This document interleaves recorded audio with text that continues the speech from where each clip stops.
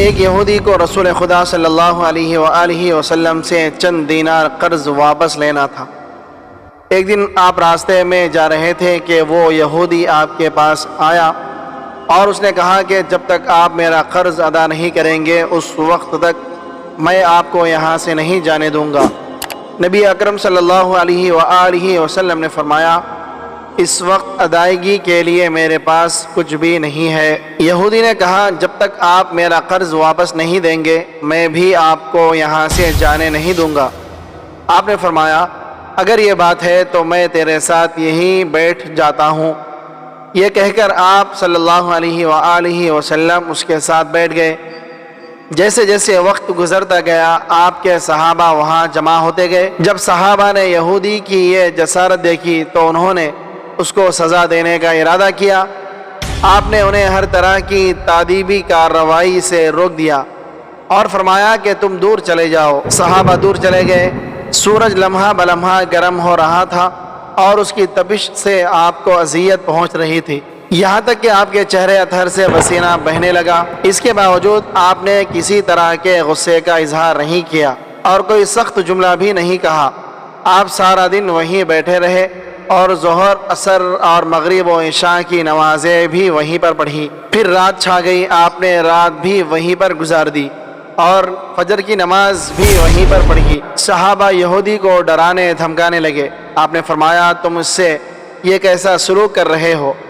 صحابہ نے کہا، یا رسول اللہ صلی اللہ علیہ وآلہ وسلم، اس کی یہ جرت کہ آپ کو یرغمال بنا کر اپنے پاس بٹھا لے۔ حضرت صلی اللہ علیہ وآلہ وسلم نے فرمایا، اللہ نے مجھے اس لیے نہیں بھیجا ہے کہ میں کسی پر ظلم کروں۔ جب دن چڑھا تو یہودی نے کلمہ اسلام پڑھتے ہوئے کہا، اشہد ان لا الہ الا اللہ و اشہد ان محمدًا عبدہ و رسولہ۔ میں اپنی دولت کا ایک حصہ راہ خدا میں دیتا ہوں۔ میں نے آپ کو اس لیے نہیں روکا تھا کہ میں آپ کی توہین کروں، اس ذریعے سے میں آپ کے پیمانہ صبر کو آزمانا چاہتا تھا، کیونکہ تورات میں نے آپ کی یہ صفت پڑھی ہے، محمد بن عبداللہ مکہ میں پیدا ہوگا اور طیبہ کی طرف ہجرت کرے گا۔ وہ سخت مزاج اور بیہودہ کلام کرنے والا نہیں ہوگا، کوئی جھوٹ بات زبان سے نہیں کہے گا۔ اس طرح سے میں نے آپ کو یہاں رکھ کر اس بات کی تصدیق کی ہے کہ تورات نے بالکل سچ کہا تھا۔ رسول اکرم صلی اللہ علیہ وآلہ وسلم مبعوث برسالت ہونے کے 3 سال بعد تک خفیہ طور پر دعوت اسلام دیتے رہے۔ اس کے بعد اللہ تعالیٰ نے آپ کو حکم دیا کہ آپ کھل کر اللہ کا پیغام پہنچائے اور لوگوں کو خدا کی طرف دعوت دے۔ ایام حج شروع ہوئے تو پورے جزیرۃ العرب سے لوگ مکہ کی طرف آنا شروع ہو گئے۔ نبی اکرم صلی اللہ علیہ وآلہ وسلم صفا پہاڑ پر چڑھے اور آپ نے بلند آواز سے فرمایا، لوگوں میں اللہ کا رسول ہوں، تم اللہ پر ایمان لے آؤ۔ لوگ آپ کی طرف متوجہ ہو گئے اور انہوں نے تعجب سے یہ اعلان سنا اور سب کی خواہش ہوئی کہ وہ اعلان کرنے والے کو دیکھے۔ پھر آپ صفا پہاڑ سے اتر کر مروہ پر آئے اور وہاں پر بھی آپ نے 3 بار یہی اعلان کیا۔ جب ابو جہل نے حضرت صلی اللہ علیہ وآلہ وسلم کا یہ اعلان سنا تو اسے سخت غصہ آیا۔ اس نے زمین سے ایک پتھر اٹھا کر آپ کی پیشانی پر مارا، جس سے آپ کی پیشانی زخمی ہو گئی، خون بہنے لگا اور آپ کا پورا چہرہ خون سے بھر گیا۔ اس کے بعد تمام مشرکین آپ کو پتھر مارنے لگے۔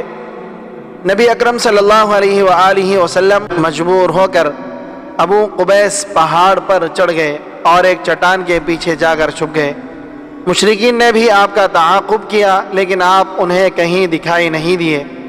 ناکام اور نامراد ہو کر انہیں واپس آنا پڑا۔ اسی اثنا میں ایک شخص نے حضرت علی رضی اللہ تعالیٰ عنہ کو اس واقعے کی اطلاع دی اور کہا کہ میرا خیال یہ ہے کہ محمد مارے جا چکے ہیں، نعوذ باللہ۔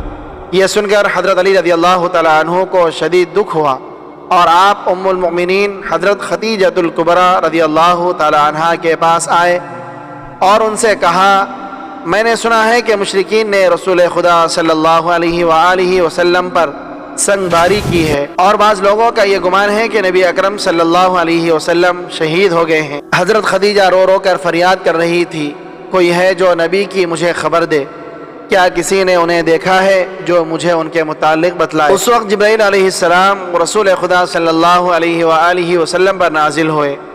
ان کے پیچھے ملائکہ کی بہت سی صفیں تھی۔ انہوں نے حضرت صلی اللہ علیہ وسلم سے کہا، اللہ رب العزت نے ہمیں آپ کے فرمان کی تعمیل کے لیے بھیجا ہے، اگر آپ چاہیں تو ہم اس قوم کو تباہ کر دیں گے اور ان کا دنیا میں کہیں نام و نشان تک دکھائی نہیں دے گا۔ رحمت للعالمین نے فرمایا، میں نبی رحمت بنا کر بھیجا گیا ہوں، میں عذاب اور انتقام کا حامی نہیں ہوں۔ اللہ رب العزت میری قوم کو معاف کر دے، وہ مجھے جانتے نہیں ہیں۔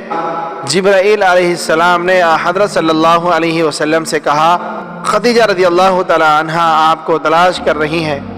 خدیجہ کے رونے نے آسمان کے فرشتوں کو رلا دیا ہے، آپ انہیں جواب دیں، خدا کی طرف سے اور ہماری طرف سے انہیں سلام پہنچائے اور انہیں جنت کی بشارت دیں۔ نبی اکرم صلی اللہ علیہ وآلہ وسلم نے خدیجہ اور علی کو صدا دی اور انہیں اپنے پاس بلایا۔ دونوں شخصیات آپ کی خدمت میں حاضر ہوئیں، انہوں نے آپ کی پیشانی پر پٹی باندھی اور گھر لے آئے۔ جب مشرکین کو معلوم ہوا کہ نبی اکرم صلی اللہ علیہ وسلم اپنے گھر آ چکے ہیں تو انہوں نے گھر کا محاصرہ کر لیا اور سنگ باری شروع کر دی۔ حضرت علی رضی اللہ تعالیٰ عنہ اور حضرت خدیجہ رضی اللہ تعالیٰ عنہ آپ کا دفاع کرنے لگے۔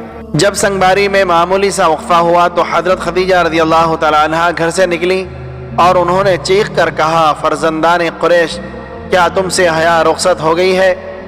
تم اپنے قبیلے کی معزز اور محترم خاتون کے گھر پر سنگ باری کرنے لگے ہو۔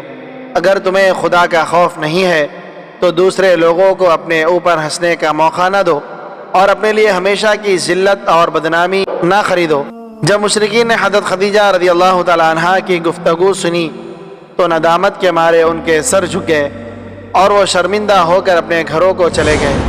نبی اکرم صلی اللہ علیہ وآلہ وسلم نے دعوت اسلام کا آغاز انتہائی رنج اور تکلیف پہنچانے والے واقعات کے ساتھ شروع کیا تھا۔